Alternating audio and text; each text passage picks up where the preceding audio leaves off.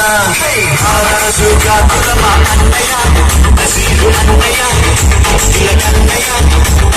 మన రోజు మన కుస్తీ అన్నయ్య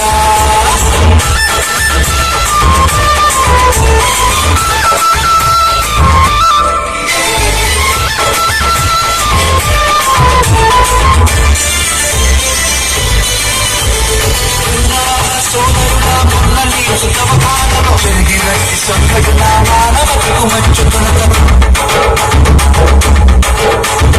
తన ముస్లిము మన హిందూ సోదరులకి ప్రాణదానమిచ్చింది తనకి నీళ్లను తీసి మనుషులంతా ఒక్కటని శాస్త్రమన్నా